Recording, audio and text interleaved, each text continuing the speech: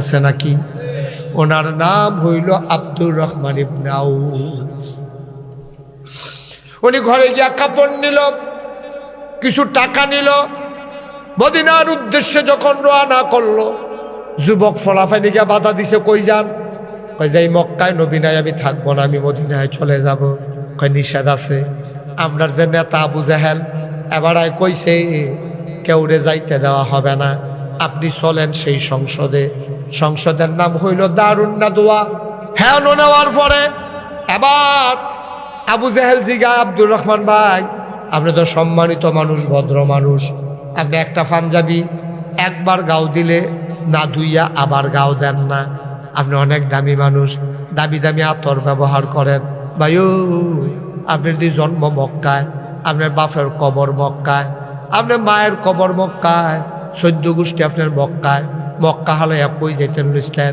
ভাই আমারে বাধা দিও না, আমারে কোনো তোমরা কইছো না যাই যেতাম, কিন্তু আমার নবী নাই রে ভাই, আমার তো কল যায় মানে না। আমি থাকতাম পারতাম না রে ভাই, আমার আটকাইলে আমি এমনি বুড়ে যাইতাম, আমারে যাইতাম দাও, আমার আটকাইও না, আটকাইও না।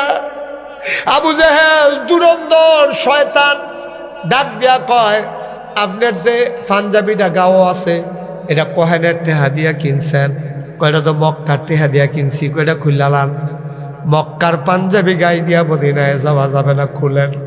পটলার ভিতরে দেখি কি আছে, দেখে টাকার পটলা। কয় টাকাগুলো কোন জায়গার?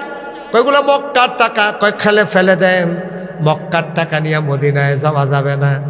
এবার আব্দুর রহমান ইবনে আউফ কানতে কানতে ঘরে গেলেন। খাইতে চায়, খাইতে পারেন না, ঘুমাইতে চায়, ঘুমাইতে পারেন না। এবার আব্দুর রহমান ইবনে আউফ অপেক্ষায় রইলেন। শেষ রাত হয়ে গেল, পিনপতন নিস্তব্ধতা, সবাই ঘুমিয়ে পড়েছে, কেউ জাগনা নাই। যুবকগুলো ঘুমাইলেছে, পাহারাদার যুবকেরা। আব্দুর রহমান কয় এইটাই সুযোগ, এই সুযোগ হাতছাড়া করা যাবে না। এবার আব্দুর রহমান ইবনে আউফ আস্তে করে মদিনার মক্কার সীমান্ত পার হয়ে গেলেন, মদিনার দিকে হাঁটতে শুরু করলেন। রাত্রেবেলা হাঁটে, দিনের বেলা গুহায় লুকায় থাকে যেন ধরা না পড়ে যায়। কয়েকদিন কয়েক রাত তিনি চলার পরে তিনি দেখলেন সকাল হয়ে যাবে, ধরা পড়ার ভয়ে খেজুর বাগানে ঝুপের আড়ালে গিয়ে তিনি লুকালেন। তিনি যখন লুকিয়ে আছেন, সারাটা দিন এখানে থাকবেন নিয়ত করেছেন, হঠাৎ করে তিনি কান পেতে শুনলেন যে কে যেন মসজিদের মেনার থেকে ডাক দেয়া কয়, আসসালাতু খায়রুম মিনান নাওম। কে যেন ডাক দেয়া কয়, হাইয়া আলাস সালাহ, হাইয়া আলাল ফালাহ। আব্দুর রহমান বুঝে ফেলছেন, আমি বোধহয় মদিনায় চলে আসছি, আমি মদিনার কাছে চলে আসছি, আর আমার চিন্তার দরকার নাই। এবার তিনি আস্তে করে বের হলেন। আব্দুর রহমান বের হইয়া ঠান্ডা পানি দিয়ে উজু করে মসজিদে গিয়া ঢুকলেন। নবীজি আসলেন, নামাজ শুরু হয়ে গেল। নামাজের পরে নবীজির অভ্যাস ছিল তিনি ঘুরে মুসল্লিদের দিকে বসতেন, সবার খোঁজখবর নিতেন। খোঁজখবর নিয়ে তিনি জানতে চাইতেন কারো কোনো বিপদ আপদ আছে নাকি। আল্লাহ নবী কয়, তোমাদের কারো কোনো বিপদ আপদ আছে নাকি? নবীজি কয়, না ইয়া রাসূলুল্লাহ, আল্লাহ আমাদেরকে ভালো রেখেছেন, কোনো বিপদ আপদ নাই। নবী আবার দাঁড়াইয়া উকি মেরে তাকাইয়া দেখে কোনায় একটা মানুষ, চুলগুলো তার উস্কো খুস্কো, দাড়িগুলো ধুলা মাখা, গায়ের ভিতরে কাপড় নাই। নবী ডাক দেয়া কয়, ওই কোনায়টা কে রে? দেখতে তো আমার আব্দুর রহমানের মতো মনে হয়।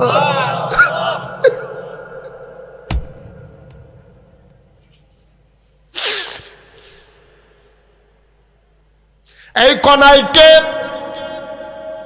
দেখতে আমার আব্দুর রহমানের মতো লাগে। এই ছেলেগুলো এভাবে বারবার কথা বলতেছে কেন? তা কি মোবাইলে কথা কয় না? তুইটা কেমন বেয়াদব দেখছো নি কাণ্ড। এটা লইয়া তো আমি শামীমরে সব জানাইতে আছি, তোরার কারবার, তোরা তার গজব করে দেওয়ার লেগে আইসো তার ব্যবসাটারে। না এই মাইকম্যান তো আমার খুব ভক্ত, এই কটা ফলাফল ফাটাইছে, বের করতে ফাটাইছে দইরা। তারা এতবার ডাক দিছে, 4বার না 5বার এই ফোলাটায় ডাক দিছে, তে মোবাইলের ভিতরে কম্বলের ভিতরে গেতে কত হয়।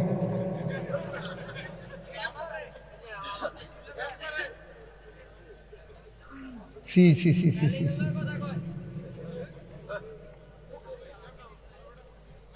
জানি করছে কি তান্ডি। সবাই কো আমিন। গজব করে দিচ্ছে। আজ মাহফিল আর আর কথা কইয়া লাভ নেই। সারছে আমার বুধ আওয়া বন্ধের লাইন হইতে আছে। এত ঝামেলার ভিতরে আমি যাই না তো, বালা জায়গাতে তো যাওয়ানোর সময় পাই না। এত কুসুর কুসুর কুসুর কুসুরের ভিতরে আমার যাওয়ানোর দরকার আছে। নাউজুবিল্লাহ কন, জোরে কন নাউজুবিল্লাহ। হ্যাঁ, কয়বার ইশারা দিছে আর কয়বার ডাক দিছে। তুমি ডাক দাও গিয়ে তো যখন দেখো ডাহের পরেও কথা কই বইয়া দিছো করতে হলো।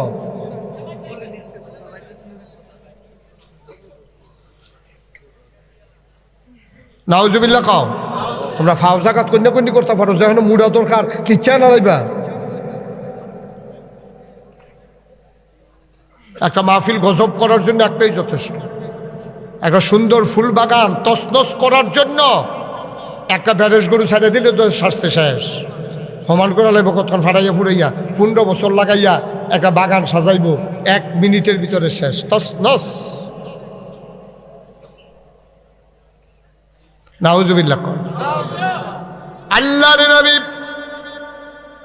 ডাক দিয়া কই কোনায়, উস্কো খুস্কো চুল, দাড়িগুলো ধুলায় মাখা, গায়ের ভিতরে কাপড় নাই, হাড্ডিগুলা পর্যন্ত গোনা যায়। মানুষটা কে রে? দেখতে তো আমার আব্দুর রহমানের মতো লাগে। সুবহানাল্লাহ কয় না? আব্দুর রহমান কই, ইয়া রাসূলুল্লাহ আপনি ঠিকই দেখছেন, আমি আপনার আব্দুর রহমান। আরে তোর এই অবস্থানে আব্দুর রহমান সারাটা জীবন একটা পাঞ্জাবি একবার ধোয়ার পরে দ্বিতীয়বার গায়ে দেশ নাই। এক পাঞ্জাবি একবার গায়ে দিয়া ধুইয়া ফেলছস, তারপরে আবার গায়ে দিছস। সবচেয়ে দামি পারফিউম, সবচেয়ে দামি আতর তুই ব্যবহার করতি। আর আজ তোর এই নমুনায় আয় আমার কাছে আয়। আল্লাহর নবী হাত ছড়িয়ে দিলেন। আব্দুর রহমান দৌড় দিয়ে নবীর বুকের উপরে পড়ে গেলেন। নবীর বুকের মাঝে আব্দুর রহমান নাক দিয়া ঘইসা ঘইসা জান্নাতি গন্ধ নিতেছেন। জান্নাতি গন্ধ নেয় আব্দুর রহমান, নবীর গায়ের জান্নাতি গন্ধ নিতেছেন। নবীজি তারে ধইরা রাখছে।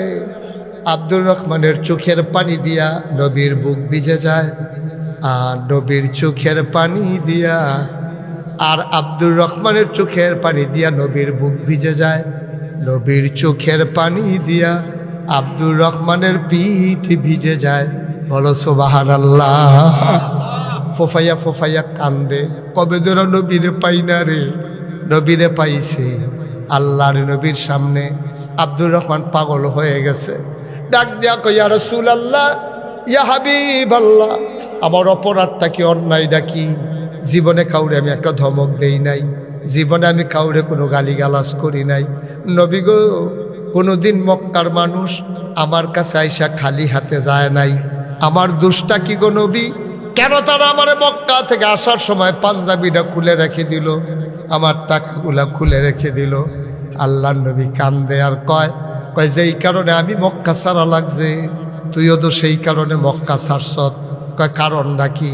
আবার আল্লাহর নবী কয়, ওয়ামা নাকামু মিনহুম ইল্লা আইয়ুমিনু বিল্লাহিল আজিজিল হামিদ। ওই আমাদের কোনো অপরাধ নাই, একটাই অপরাধ, আমরা এক আল্লাহর উপরে ঈমান এনেছি, ঠিক কিনা? আজকে গোটা পৃথিবীর মুসলমানের কোনো অপরাধ নাই, কোনো দোষ নাই, দোষ একটাই, আমরা এক আল্লাহর উপরে ঈমান এনেছি, ঠিক কিনা বলো? এই অপরাধে আমরা আজকে অপরাধী। এই জন্য সারা পৃথিবীতে মুসলমান মার খায়। নবী মক্কায় থাকতে পারলেন না। আব্দুর রহমান ইবনে আউফ মক্কা ছেড়ে মদিনায় চলে যাওয়া লাগলো। আমরাও তো ইসলাম মানি, কই আমার তো নাগাইশ সাইডা তেলকুফি আউন লাগছে না, তেলকুফির কেউয়ে তেলকুফি সাইডা নাগাইশ যাওয়ান লাগছে না। আমরা তো জায়গায় ফুরে ফুরে ইসলাম মানতে আছি। নবীজি ফারলো না, নবীজিকে আমরা তো খারাপ মানুষ আছি, তো নবীজি ফারে না আমি ফারি কেমনে? তাহলে বুঝে গেল নবী আপোষ করে নাই, আমরা আপোষ করে ফেলছি। নবীর সামনে লজ্জায় মুখ দেখাইতে পারবো না। অন্তত যেখানে আপোষ না করা যায়, অন্তত সেই জায়গায় ইমান